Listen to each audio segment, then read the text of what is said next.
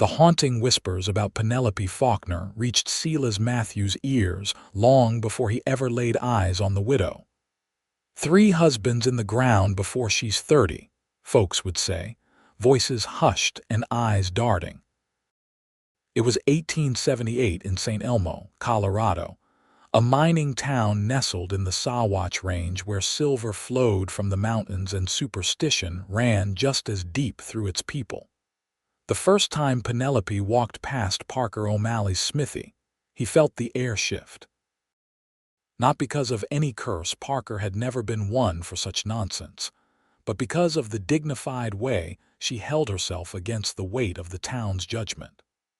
Her chestnut hair was pinned neatly beneath a modest black hat, her 3rd mourning dress in 8 years worn with quiet resignation. The whispers followed her like shadows. "That's her," Tobias Wilson muttered, leaning against the doorframe of Parker's smithy. "The Black Widow of Saint Elmo." Parker set down his hammer, wiping sweat from his brow with a forearm. At 32, he'd spent half his life working metal, making him one of the most respected craftsmen in the county. The muscles in his arms testified to years of dedication to his craft. "Seems to me like she's had more than her share of bad luck," Parker replied, watching Penelope disappear into the general store across the dusty street. Tobias spat tobacco juice into the dirt. "Ain't natural. First husband crushed in the mine collapse of 70. Second took a fever in 74. Third got himself shot in a saloon fight just last year. You ask me, that woman's got the devil's mark on her." Parker returned to the horseshoe he'd been shaping. "I didn't ask you." The next morning, fate intervened when Penelope's mare threw a shoe half a mile outside of town. Parker had been delivering a repaired plow to the Henderson farm when he spotted her walking alongside the limping horse, her face flushed with exertion beneath the Colorado sun. He pulled his wagon to a stop. "Mrs. Faulkner, need some assistance?" Her eyes green as the aspens in spring regarded him warily. "I can manage, Mr. O'Malley." "No doubt," Parker said with a gentle smile, "but your mare can't, and I've got tools with me." After a moment's hesitation, she nodded. Parker descended from his wagon and knelt by the horse's hoof. Penelope stood at a careful distance as though afraid to stand too close to any man. "You know my name," she said finally. Parker nodded without looking up from his work. "And you know mine. Small town. Then you know what they say about me." His hands paused briefly. "I know people talk when they ought to mind their business." A silence fell between them, broken only by the soft nickering of the horses and the distant call of an eagle overhead. "I appreciate your help, Mr. O'Malley, but I should warn you proximity to me has proven dangerous for men." Parker looked up then, meeting her gaze directly. "4th time's the charm for me, Mrs. Faulkner." The words came out before he could consider them, bold and perhaps foolish, but honest all the same. A flush colored her cheeks, though whether from offense or something else he couldn't tell. "That's not amusing, sir." "Wasn't trying to be amusing," Parker replied, returning to his work. "Just stating a fact. I don't believe in curses, Mrs. Faulkner. I believe in metal and fire and honest work. And I believe a woman who's endured what you have deserves better than whispers and fear." As he finished securing the shoe, Parker became aware of how she studied him not with the usual apprehension, but with curious assessment, as though seeing something unexpected. "There," he said, standing and brushing dust from his hands. "That'll get you back to town, though I'd recommend a proper reshoeing soon." "How much do I owe you?" she asked, reaching for her small purse. "Nothing at all. Consider it neighborly." "I can't accept charity, Mr. O'Malley." Parker considered her, this proud woman who'd faced more loss than most could bear. "Then bring me one of those apple pies I've heard you bake. Mrs. Henderson says they're the best in the county." For the first time, he saw the ghost of a smile touch her lips. "Very well." A pie for a shoe seems a fair trade. As he watched her ride away, Parker knew with certainty he'd just made a decision that would change everything. The folks of Saint Elmo might call her cursed, but in those few moments with Penelope Faulkner, he'd glimpsed something worth risking everything for, a soul as resilient as the finest steel he'd ever forged. 3 days later, Penelope appeared at his smithy door, a covered basket in her hands. The shop was empty of customers, the afternoon lull having settled over the town. "Your payment, Mr. O'Malley," she said, setting the basket on his work table. The scent of fresh baked apples and cinnamon filled the smoky air of the smithy. Parker wiped his hands on a rag. "You're a woman of your word, Mrs. Faulkner. Always." She hesitated, then added, "Would you care to sample it, to ensure you haven't been cheated in our bargain?" Parker recognized the overture for what it was, a tentative step toward something like friendship. He gestured to 2 wooden stools in the corner. "I'd be honored." As they shared slices of the still warm pie, Penelope gradually relaxed. Parker learned she'd come west as a bride at 18, following her first husband's dreams of silver wealth. After his death, she'd struggled alone until marrying the town doctor, a kind widower 20 years her senior who'd succumbed to the same influenza that had claimed many of his patients. Her third husband, James Faulkner, had been a store clerk with a gambling problem who died in a dispute over cards. 3 good men, she said softly, each taken in his own way. After James, the whispers started in earnest. The curse of Penelope Faulkner. "People fear what they don't understand," Parker replied, "and 3 tragedies befalling one person is beyond their understanding. Sometimes it's beyond mine as well." Her fingers traced the rim of her plate. "I've considered leaving Saint Elmo, starting fresh somewhere no one knows my history." "Is that what you want?" She looked up at him, eyes searching his face. "I don't know any more. This place has brought me great sorrow, but it's also the only home I've known as a woman grown. My roots are here, shallow though they may be."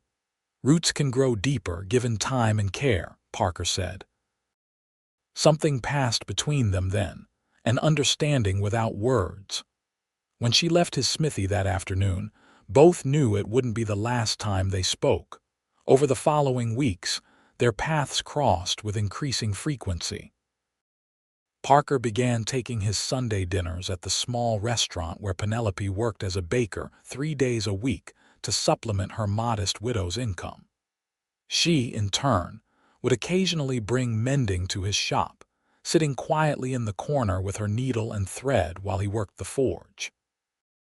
The town noticed, of course. Saint Elmo thrived on gossip as much as it did on silver. "You're playing with fire, Parker," cautioned Samuel Green, the owner of the general store, as Parker purchased supplies one afternoon. "That woman's bad luck." "Seems to me she's had all the bad luck already," Parker countered. "Law of averages says she's due for some good." Samuel shook his head. "Your funeral, though I must say she seemed different lately, almost lighter." "You doing that?" Parker merely smiled and gathered his purchases. The truth was, Penelope had indeed changed.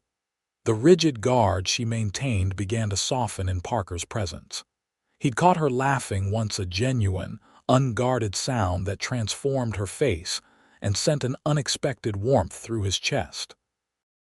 One crisp October afternoon, Parker invited Penelope to ride with him to the aspen groves outside town where the trees had turned to gold. They sat beneath the shimmering leaves, sharing a simple picnic. "Tell me about your life before Saint Elmo," Penelope asked, leaning back against a tree trunk. "Not much to tell. Grew up in Pennsylvania. My father was a blacksmith, taught me everything I know. After he passed, I headed west looking for opportunity. Found it here. No wife waiting back east, no broken hearts left behind," Parker smiled. "There was a girl once in my younger days. She chose the banker's son. Can't blame her, cleaner work, cleaner hands. Penelope's gaze dropped to his hands, large, calloused, bearing the small burns and scars of his profession. To his surprise, she reached out and took one in her own.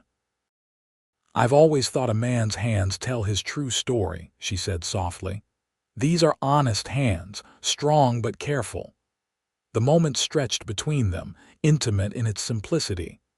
Then Penelope withdrew her touch, a pink flush spreading across her cheeks. "The town thinks you're courting danger by befriending me," she said, changing the subject. "The town can think what it pleases. I make up my own mind about people." "And what have you decided about me?" Parker considered her question carefully. "That you're the strongest person I've ever met. That you've endured what would break most people, and that despite everything you still have kindness in you." Tears gathered in her eyes, though she blinked them back. "You see me differently than others do." "I see you clearly, Penelope. That's all." It was the first time he'd used her given name. Neither of them remarked on it, but something fundamental shifted between them that afternoon beneath the golden aspens. As autumn deepened toward winter, Parker and Penelope's friendship became the subject of increasingly concerned speculation. Even Father Matthews, the town's elderly priest, felt compelled to speak with Parker after Sunday services. "My son," he said, drawing Parker aside, "your attention to the widow Faulkner has been noted with some concern. While Christian charity is commendable—" "With respect, Father," Parker interrupted, "there's nothing charitable about my interest in Mrs. Faulkner. I admire her greatly." The priest's weathered face creased with worry. "You know of her history." "I know she's buried 3 husbands, if that's what you mean."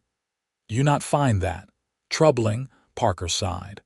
"What I find troubling is how quick people are to mistake misfortune for something sinister. Good day, Father." As he walked away, Parker spotted Penelope standing near the church gate, her expression indicating she'd overheard at least part of the exchange. Without hesitation, he offered his arm. "May I walk you home, Mrs. Faulkner?" After a moment's hesitation, she placed her gloved hand in the crook of his elbow. "You're making a spectacle of us both, Mr. O'Malley." "Let them look," he replied, not bothering to lower his voice. "Might do them good to witness simple human decency." They walked in companionable silence through town, ignoring the stares and whispers. At her small cottage on the outskirts of Saint Elmo, Penelope paused at the gate. "You're risking your reputation by associating with me, Parker. My reputation will survive." She studied his face with those penetrating green eyes. "And what of your safety? You jest about 4 times the charm, but there are moments I wonder if there isn't some truth to what they say. 3 husbands, 3 tragedies. The common element is me." Parker took her hand, an impropriety he wouldn't normally permit himself, but the moment demanded it. "Coincidence is not causation, Penelope. You're no more responsible for their deaths than you are for the changing of the seasons." Her fingers tightened around his. "I wish I had your certainty." "Borrow mine until you find your own," he said softly. The first snow of winter fell 2 weeks later, transforming Saint Elmo into a pristine wonderland that belied the hardship the cold months would bring. Parker had spent the day shoeing horses and repairing sleigh runners in preparation for the season. As dusk fell, he was surprised by a knock at his smithy door. Penelope stood there, snowflakes catching in her hair and eyelashes. "I've brought you dinner," she said, holding up a covered dish. "You worked too hard to cook for yourself." He welcomed her inside, clearing space on his small table for the stew she'd prepared. They shared the meal, talking of inconsequential things as the fire from the forge kept the chill at bay. When it came time for her to leave, Parker insisted on escorting her home through the snow. The night was clear, the moon casting blue shadows across the white landscape. Their breath formed clouds in the frigid air. Winter was always hardest for me, Penelope admitted as they walked. Jonathan, my first husband, died in December. The mine collapse happened during a blizzard. They couldn't reach the men for 3 days. Parker took her arm to steady her over an icy patch. I'm sorry, Penelope. That must have been unbearable. I was 19. Barely knew how to be a wife, let alone a widow.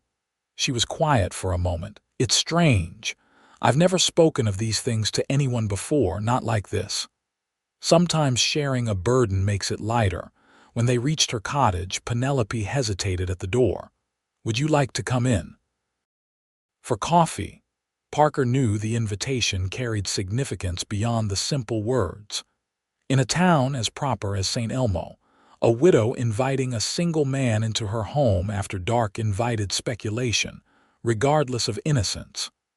I would, he said simply. Her cottage was modest but meticulously kept. While she prepared coffee, Parker noticed the small touches that made it a home-crocheted doilies on the armchairs, pressed wildflowers framed on the walls, books stacked neatly on a small shelf. You like to read, he observed. My second husband, Dr. Williams, had a fine collection. Reading was our shared passion. She handed him a steaming cup. And you, are you a reading man, Parker O'Malley? When my eyes aren't too tired from the forge, I favor history, accounts of the Revolution and such. A patriot blacksmith, she smiled, like Paul Revere. Hardly as significant, he chuckled. I wouldn't underestimate your importance to this town, she said more seriously. A community needs its craftsmen as surely as it needs its doctors and lawmen. They sat before her small fireplace, the conversation flowing easily between them. Hours passed unnoticed until the clock on her mantel chimed 11. I've kept you far too late, Penelope said, suddenly conscious of the impropriety. Parker set down his cup. I've enjoyed every minute. As he rose to leave, their eyes met, and the air between them seemed to thicken with unspoken words.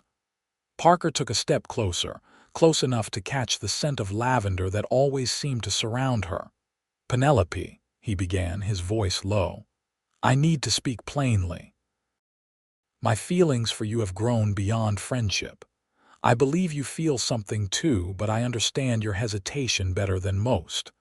Whatever you decide, please know that her fingers touched his lips, silencing him. Don't say more, she whispered. Not yet, I need time, Parker. He captured her hand and pressed a gentle kiss to her palm. You have it, all the time you need. As winter deepened, Penelope and Parker established a careful routine. 3 nights a week, she would bring dinner to his smithy. On Sundays after church, they would walk together, sometimes stopping at the small cemetery where her husbands lay, Parker standing respectfully aside while she placed winter greenery on the graves. The town's attitude gradually shifted from outright alarm to reluctant acceptance of their friendship. A few, like Mrs. Henderson, even expressed approval. That woman deserves some happiness, she told Parker when he delivered her repaired cooking stove.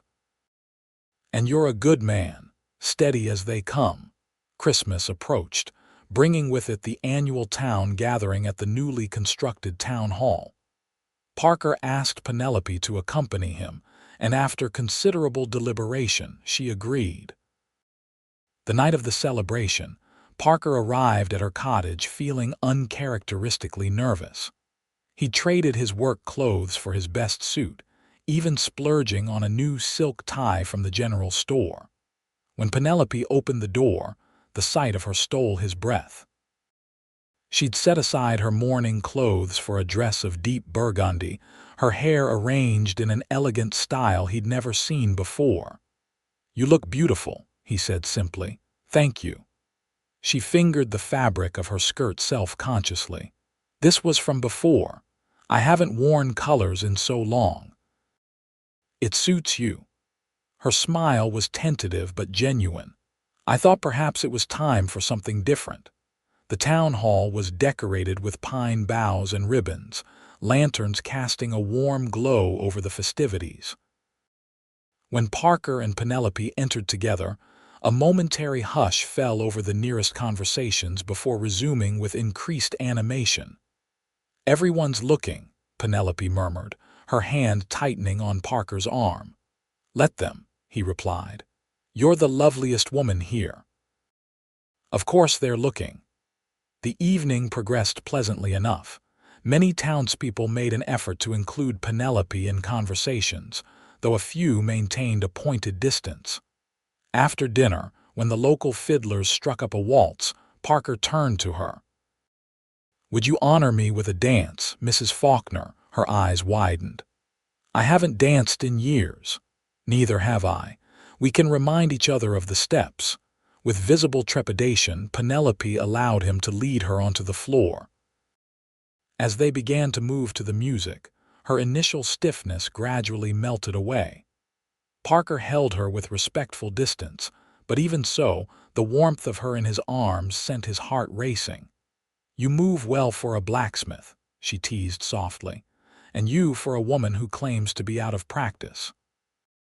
As they turned about the floor, Parker became aware of Margaret Holloway watching them with undisguised disapproval. The elderly widow was Saint Elmo's most notorious gossip and had been particularly vocal about Penelope's supposed curse. "Ignore her," Parker murmured when he felt Penelope tense. "I've had plenty of practice at that," Penelope replied, though her smile had dimmed. When the dance ended, Margaret approached them directly, her thin lips pressed into a disapproving line. "Mr. O'Malley," she said, deliberately ignoring Penelope, "might I have a word?" Parker kept his hand at the small of Penelope's back. "You may speak freely before Mrs. Faulkner, Mrs. Holloway." The older woman's nostrils flared. "Very well. I feel it my Christian duty to warn you that you're treading a dangerous path. 3 men have already met untimely ends in connection with this. Woman, the town has been patient with your infatuation, but patience has limits." Parker felt Penelope stiffen beside him. Before he could respond, she spoke, her voice quiet but steady. "3 good men loved me, Mrs. Holloway. I was blessed to be their wife, however briefly. Their deaths were tragedies, not punishments or omens. If you truly honored Christian duty, you would practice compassion rather than judgment." Margaret's face flushed crimson. "Well, I never—" "That's quite enough," Parker interrupted firmly. "Mrs. Faulkner has spoken her piece with more grace than your accusation deserved. I suggest we leave it there." Taking Penelope's arm, he guided her away from the sputtering woman toward the refreshment table. "I'm sorry," he said quietly. "I shouldn't have brought you here." To his surprise, Penelope was smiling, a real smile that reached her eyes. "On the contrary," she replied. "For the first time in years, I remembered what it feels like to stand up for myself. It's rather invigorating." Parker laughed, admiration warming his gaze. "You are remarkable, Penelope Faulkner." Later that evening, as they walked back through the snow to her cottage, Penelope seemed lighter somehow, as though a burden had begun to lift from her shoulders. At her door, she turned to face him. "Thank you for tonight, Parker, for all of it. Even Margaret Holloway, even her." Penelope hesitated, then reached up to touch his cheek, her fingers cool against his skin. "What you said months ago about 4th time being the charm, were you serious?" Parker covered her hand with his own. "I've never been more serious about anything in my life. I've been afraid," she admitted softly. "Not of some curse, I don't truly believe in such things. I've been afraid of hoping, of loving again, only to lose." "Loss is always a risk when we care deeply," Parker said. "But living without that care seems a greater tragedy to me." Penelope studied his face in the moonlight, as though searching for something vital. Whatever she sought, she must have found it, for she rose on her tiptoes and pressed her lips gently to his. The kiss was brief, almost tentative, but it sealed something between them that both had known was inevitable from that first meeting on the dusty road. "Good night, Parker," she whispered. "Good night, Penelope." As January gave way to February, their courtship progressed with careful deliberation. Parker formally asked Penelope's permission to court her, a gesture she found both amusing and touching given how their relationship had already developed. "You're the only person whose permission matters in this," he told her. "But I want to do right by you, Penelope. No whispers, no impropriety." "The town will whisper regardless," she pointed out. "Let them. We'll give them nothing true to whisper about." True to his word, Parker conducted their courtship with impeccable propriety. They were seen together at church, at community functions, and occasionally dining at the restaurant where Penelope worked. He never visited her home after dark without another woman present as chaperone, usually Mrs. Henderson, who had become their staunchest ally. By spring, even the most suspicious townspeople had begun to accept their relationship, if only because Parker's continued good health seemed to contradict the curse theory. A few, like Samuel Green from the general store, even went so far as to offer congratulations. "Never thought I'd say this," Samuel told Parker one morning as he purchased supplies, "but you two seem well matched, and the widow Mrs. Faulkner, that is, she's different now. Happier."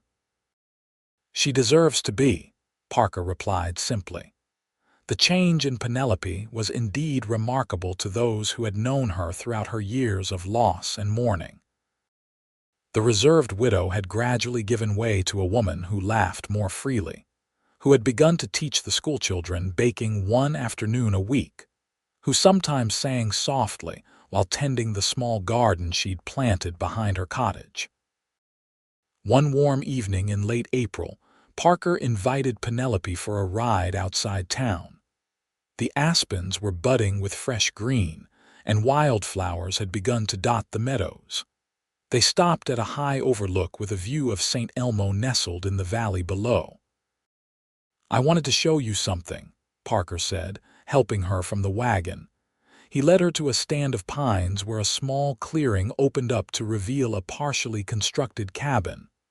"Parker," Penelope questioned, taking in the solid foundation and half-raised walls. "I've been working on it for months whenever I could get away," he explained.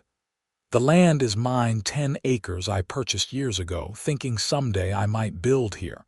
Penelope walked slowly around the structure. "It's a beautiful location. It could be a beautiful home," he said quietly. "Our home, Penelope." She turned to face him, eyes wide. "Parker." He closed the distance between them, taking her hands in his. "I love you, Penelope Faulkner. I've loved you since I saw you walking so proudly down the street despite the weight of this town's judgment. I want to marry you, to build a life with you here if you'll have me." Tears welled in her eyes. "The town doesn't matter. The past is past." "The curse," Parker shook his head firmly. "There is no curse, Penelope, only life with all its joys and sorrows. I can't promise you that nothing bad will ever happen to me. No man can promise that. But I can promise to love you faithfully for whatever time we're granted together, be it 50 years or 50 days. A tear slipped down her cheek.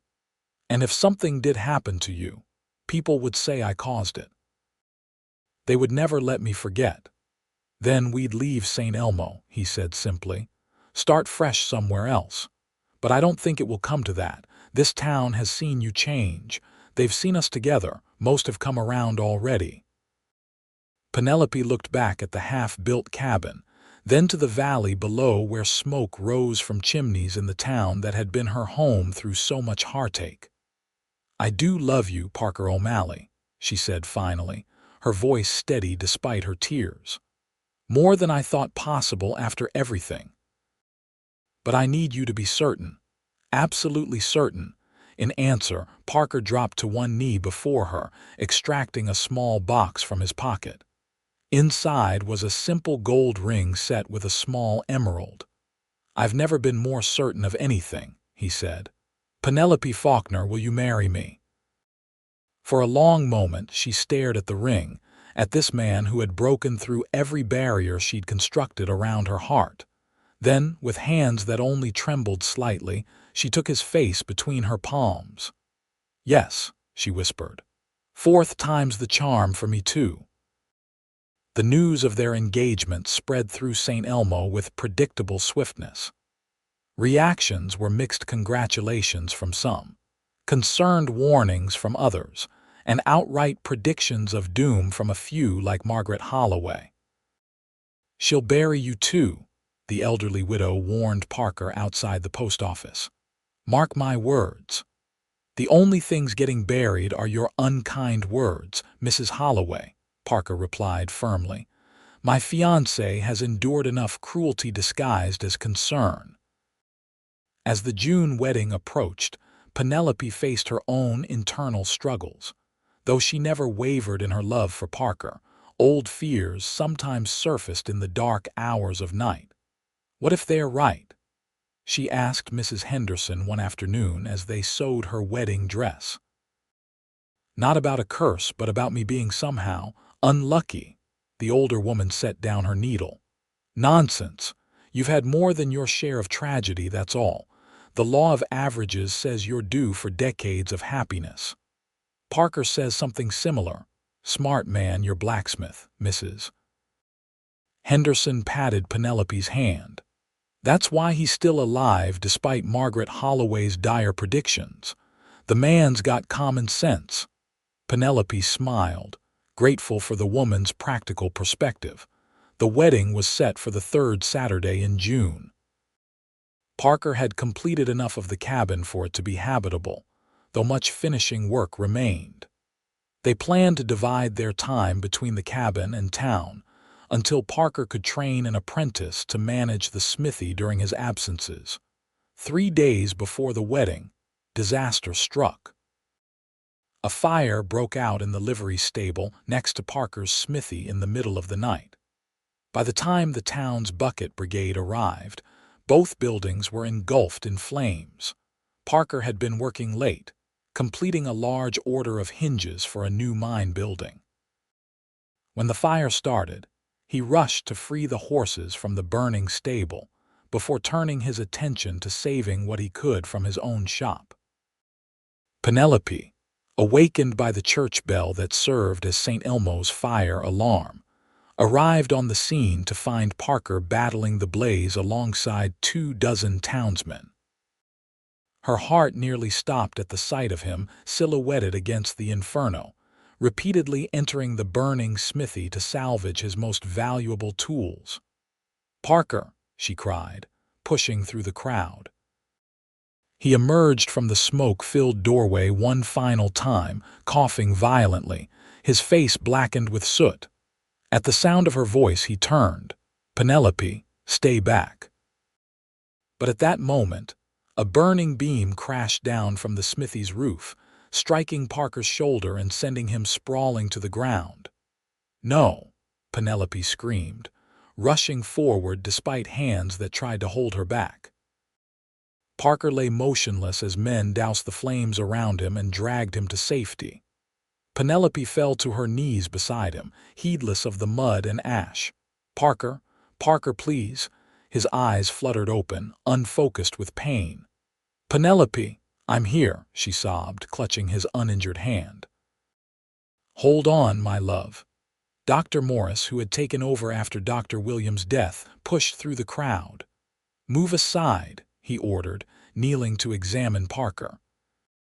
The diagnosis was serious but not fatal: a broken collarbone, severe burns on his back and arm, and smoke inhalation that left him struggling for breath. They carried him to the doctor's office, where Penelope refused to leave his side despite the whispers that had already begun among the onlookers. "The curse," she heard someone murmur. "It's starting again." "Hush," came Mrs. Henderson's sharp reply. "Man's injured, not dead, and it was an accident plain as day." Through the night, Penelope bathed Parker's fevered brow and prayed as she hadn't in years.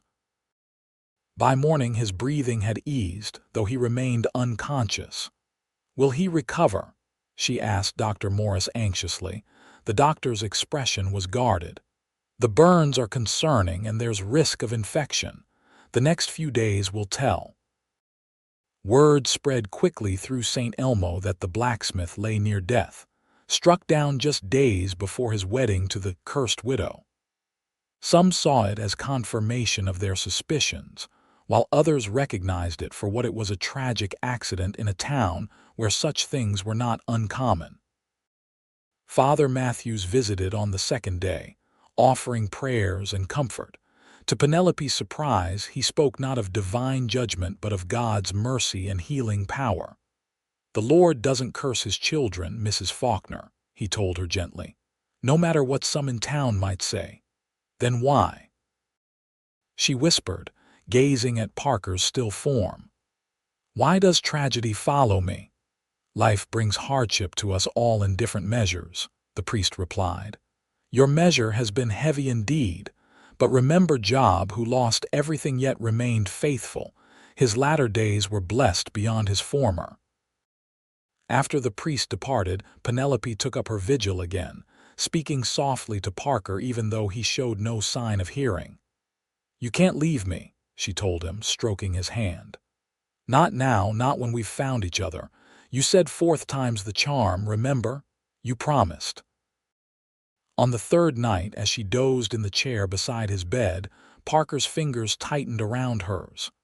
Penelope, his voice, though weak, jerked her fully awake.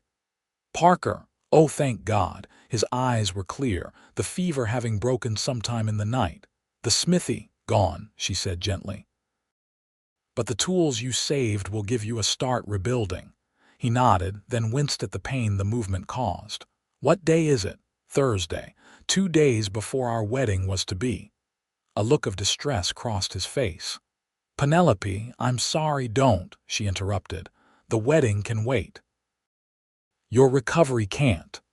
He studied her face, noting the dark circles beneath her eyes, the strain of the past days evident in every line. "You've been here the whole time." "Where else would I be? They're saying it, aren't they, that you're cursed, that this proves it?" Penelope hesitated, then nodded. "Some are, not everyone." Parker's jaw tightened. "I want to marry you tomorrow." "What? Parker, you can barely sit up." "Exactly. I'll marry you from this bed if I must, but I'll marry you tomorrow. I won't give them one more day to whisper that you're cursed or that I'm having second thoughts." "Parker, this is madness. You need to heal." "What I need," he said firmly, "is to make you my wife. Send for the priest. And for witnesses Mrs. Henderson, Samuel Green, anyone else who stood by us." Penelope wanted to argue, but the determination in his eyes stopped her. Instead, she bent and kissed him gently. "As you wish, my stubborn blacksmith." The next morning, a small wedding party gathered in Dr. Morris's back parlor where Parker had been moved. The room was hastily decorated with wildflowers gathered by the doctor's wife. Parker sat propped up in a chair, his arm in a sling, burns bandaged but his eyes clear and determined. Penelope wore a simple blue dress rather than the elaborate wedding gown she'd been sewing. Mrs. Henderson had pinned flowers in her hair and embraced her with motherly affection before the ceremony. "You look beautiful, my dear," she whispered, "and so happy, despite everything." "I am happy," Penelope realized with some surprise. Despite the fire, despite Parker's injuries, despite the whispers that still followed her, she was genuinely, deeply happy. Father Matthews performed a brief but heartfelt ceremony. When Parker spoke his vows, his voice was weak but unwavering. When it came time to place the ring on Penelope's finger, his hand trembled with the effort, but his smile never faltered. "I, Parker O'Malley, take thee, Penelope Faulkner, to be my lawfully wedded wife, to have and to hold from this day forward, for better, for worse, for richer, for poorer, in sickness and in health, until death do us part." Tears slipped down Penelope's cheeks as she repeated her own vows. When the priest pronounced them husband and wife, Parker drew her down for a gentle kiss, heedless of their small audience. "Mrs. O'Malley," he murmured against her lips. "Mr. O'Malley," she replied, her heart so full it threatened to overflow.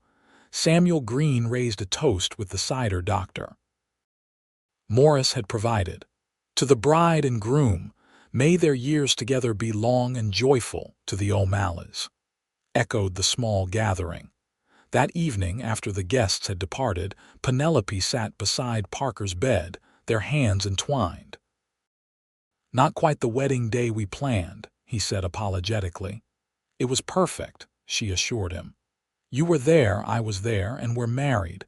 The rest is just details." Parker's recovery progressed steadily over the following weeks. Penelope divided her time between nursing her husband and salvaging what could be saved from the ruins of the smithy. To her surprise, many townspeople pitched in to help with both tasks. "Never seen Saint Elmo pull together like this, Mrs. Henderson remarked as she and Penelope sorted through the charred remains of Parker's tools. "Seems your husband is well loved." "More than I realized," Penelope admitted. By August, Parker was well enough to begin rebuilding his business. The town council, recognizing the essential nature of his services, provided a loan to construct a new smithy, this time with stone walls rather than wood to prevent future fires.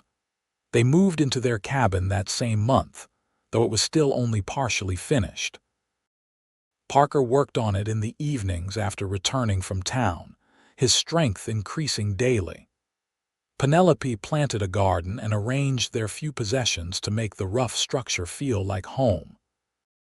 "It's not much yet," Parker apologized one evening as they sat on the porch watching the sunset paint the mountains gold. "It's everything," Penelope replied, leaning against his shoulder. "Our beginning."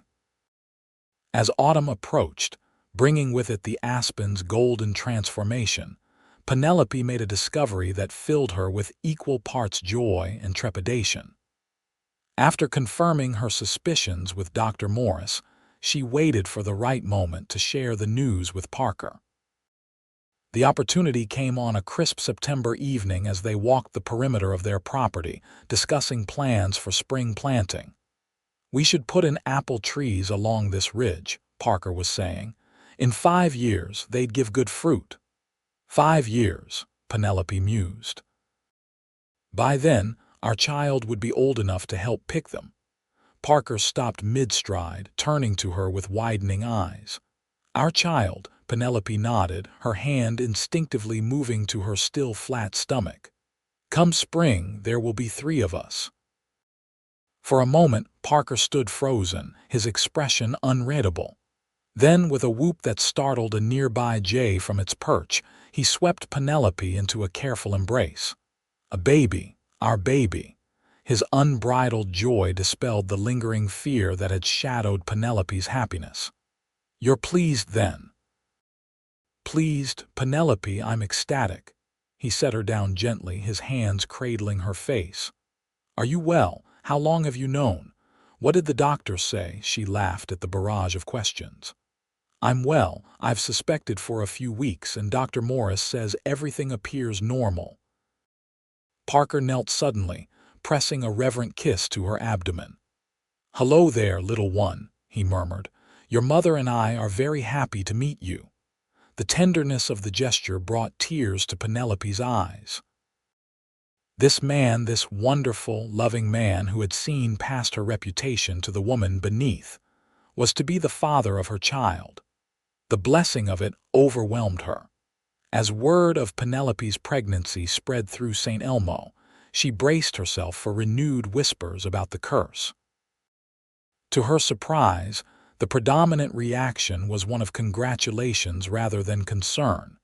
Even Margaret Holloway, upon encountering the couple at church, offered stiff but seemingly sincere good wishes. "Perhaps I was hasty in my judgments," the older woman admitted reluctantly. "You appear to be thriving, Mr. O'Malley, despite your ordeal." "Never better, Mrs. Holloway," Parker replied cheerfully, his arm protective around Penelope's shoulders. Marriage agrees with me. As winter descended on the mountains, bringing deep snow that sometimes isolated their cabin for days, Penelope and Parker settled into a rhythm of contentment. They completed the interior of the cabin, adding a small nursery adjacent to their bedroom. Parker crafted a cradle from aspen wood, carving intricate leaves and vines along its edges. "It's beautiful," Penelope marveled, running her fingers over the smooth craftsmanship. "Like its mother," Parker replied, his hand gentle on her growing belly. "And the child within." Christmas came, their first as husband and wife, celebrated with simple gifts and a small gathering of friends at their cabin. Mrs. Henderson brought a quilt she'd made for the baby, while Samuel Green presented them with a rocking chair for the nursery. "Town's changing its mind about you, Mrs. O'Malley," Samuel told Penelope quietly as they watched Parker stoke the fire. "Seeing you two together, how happy you are it's changing minds and hearts." "Not everyone's," Penelope replied, thinking of a few who still crossed the street to avoid passing her. "No, not everyone's," he conceded. "But more than you might think." January brought a week-long blizzard that tested the limits of their preparations. Trapped in the cabin with drifts higher than the windows, they passed the time reading aloud to each other, playing cards and planning for the future. "I want our child to know how to work with their hands," Parker said one evening as they lay in bed, his palms spread across Penelope's rounded abdomen where their baby kicked vigorously. "Whether it's a boy or girl. And to read widely," Penelope added. "To love books as I do. And to stand up for what's right, even when it's difficult. And to be kind, always kind." Parker pressed a kiss to her shoulder. "With you as its mother, how could it be otherwise?" February brought a thaw, allowing Parker to make the journey into town for supplies and news. He returned with letters that had accumulated at the post office, including one that brought Penelope unexpected tears. "My sister," she explained, showing him the envelope. "I wrote to her in Denver after our wedding, but hadn't heard back. I feared she wanted nothing to do with me after everything." The letter contained not only warm congratulations, but news that her sister Priscilla and brother-in-law Harold planned to visit in the spring after the baby's birth. "Family," Penelope whispered, clutching the letter. "I'd almost forgotten what it feels like to have family beyond you." Parker held her close. "Our circle grows wider, love." As March winds gave way to April rains, Penelope felt the first pangs of labor. Parker, who had been preparing for this moment with characteristic thoroughness, hitched the wagon and helped his heavily pregnant wife aboard for the journey to town where Dr. Morris waited. The birth was difficult, but uncomplicated. After 8 hours of labor, Penelope delivered a healthy son with a shock of dark hair and lungs that announced his arrival to the entire town. "He's perfect," Parker whispered, cradling the swaddled infant with careful hands that normally shaped iron and steel. "What shall we call him?" Penelope asked, exhausted but radiant. Parker studied the tiny face. "What about Thomas? After your father?" Tears welled in Penelope's eyes at the thoughtfulness of the suggestion. "Thomas O'Malley," she tried the name. "It suits him." News of Thomas's birth spread quickly through Saint Elmo. Visitors arrived with gifts and well wishes, including some who had once been the most vocal about Penelope's supposed curse. The sight of Parker proudly showing off his son, very much alive and thriving despite all predictions to the contrary, seemed to finally put the old rumors to rest. "You've changed this town, Penelope O'Malley," Mrs. Henderson observed as she helped Penelope prepare for their return to the cabin. "Shown them that fear and superstition are poor substitutes for compassion and understanding." "Parker changed them," Penelope corrected. "His faith in me gave me the courage to face them." You both did, the older woman insisted. And that beautiful boy of yours will grow up in a better community for it. Spring blossomed into summer. Thomas grew rapidly, his curious eyes taking in the world with the same intensity his father brought to his craft. Penelope's sister and brother-in-law visited as promised, bringing gifts from Denver and the joy of reconnection. "You look happy, Penny," Priscilla said as they sat on the cabin's porch, watching Parker show Harold the vegetable garden they'd expanded. "Truly happy." "I am," Penelope confirmed, adjusting Thomas in her arms as he dozed. "Happier than I ever imagined possible after everything." "You deserve it," her sister said firmly. "All of it." One evening in late August, as they celebrated their first anniversary with a quiet dinner after Thomas had been put to bed, Parker presented Penelope with a small wooden box. "What's this?" she asked, opening it to reveal a silver locket. "Open it," he encouraged. Inside was a tiny portrait of Thomas on one side and a lock of his dark hair on the other, secured beneath glass. "Parker, it's beautiful," she breathed, immediately fastening it around her neck. "I had Samuel order it from Denver," he explained. "But that's only part of your gift." He took her hand, leading her outside to where a wagon waited, loaded with supplies. "We leave for Denver tomorrow," he announced. "For 2 weeks, just the 3 of us. Mrs. Henderson will look after the animals and my new apprentice can manage the smithy." Penelope's eyes widened. "A journey with the baby. Thomas is strong like his mother," Parker assured her. "And I think we've earned a celebration.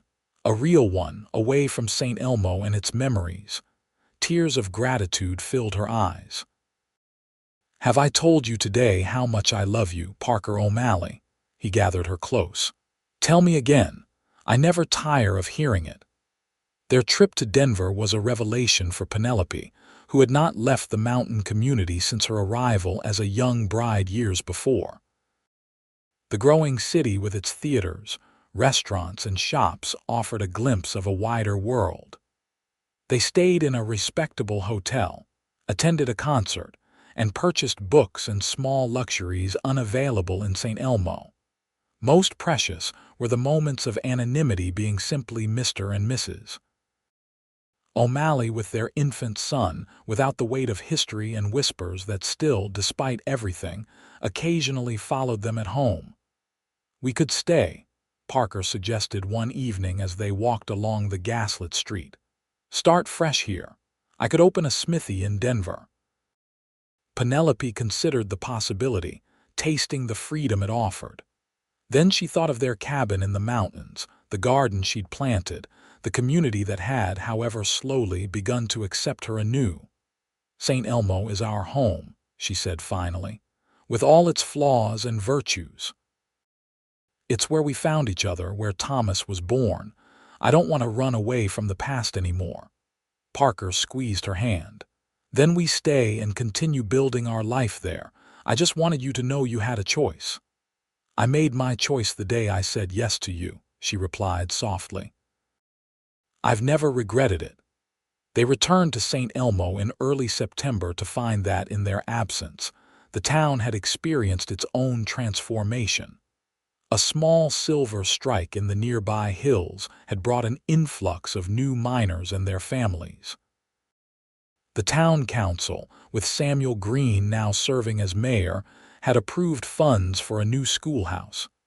"They've asked me to teach," Penelope told Parker excitedly after a visit to town. 3 days a week, starting next month. Mrs. Henderson has offered to mind Thomas during my hours." Parker beamed with pride. "You'll be wonderful. Those children are fortunate. It feels like a new beginning," she mused, "for all of us." As autumn painted the aspens gold once more, Penelope stood on the porch of their now completed cabin, watching Parker split firewood for the coming winter. Thomas sat in a small wooden chair Parker had crafted, babbling happily and reaching for falling leaves. The past year had brought more joy than the previous decade combined.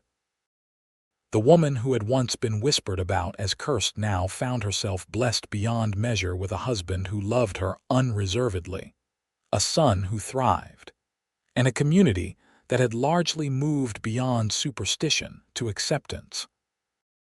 That evening, as they sat before the fire after Thomas had been put to bed, Penelope rested her head on Parker's shoulder.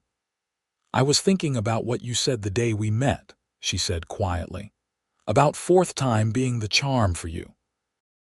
"Best prediction I ever made," he replied, pressing a kiss to her hair. "I was so certain something would happen to you too," she admitted. "Even after we married, part of me was waiting for tragedy. And now," she smiled, taking his hand and placing it over her heart, "now I believe in today and tomorrow and all our tomorrows stretching ahead. I believe in us, Parker O'Malley, not in curses or luck but in the life we're building together. That's all I ever wanted," he said, drawing her close, "for you to feel safe in our love." Outside, the first snow of the season began to fall, dusting the porch rails and the garden where next spring's plantings would go in. Inside, the fire crackled as Penelope turned in her husband's arms, her kiss a promise of all the years to come. In a small bedroom, Thomas O'Malley slept peacefully, the first child of a union that defied superstition and fear. And in Saint Elmo, Colorado, the story of the cursed widow gradually gave way to a different tale, one of perseverance, of love that conquered prejudice, and of a blacksmith who had simply said, "Fourth time's the charm for me," and made it so. The years that followed brought both joys and challenges to the O'Malley family. Thomas was joined by a sister, Emma, born on a summer night when the stars seemed close enough to touch. Parker's business prospered as Saint Elmo grew, allowing them to add rooms to their cabin and even hire help for the busy seasons. Penelope's role as a teacher expanded to full-time when the schoolhouse was completed, her natural talent for nurturing young minds earning her the respect of even those who had once shunned her. The whispers about curses faded completely, replaced by admiration for a family that exemplified the best of frontier values: resilience, hard work, and unwavering love. On their 10th anniversary, Parker presented Penelope with a gold band to replace the simple ring he'd given her during their courtship. Engraved inside were the words that had changed everything: "Fourth time's the charm." "It was," Penelope agreed, watching their children chase fireflies in the summer dusk, "for both of us."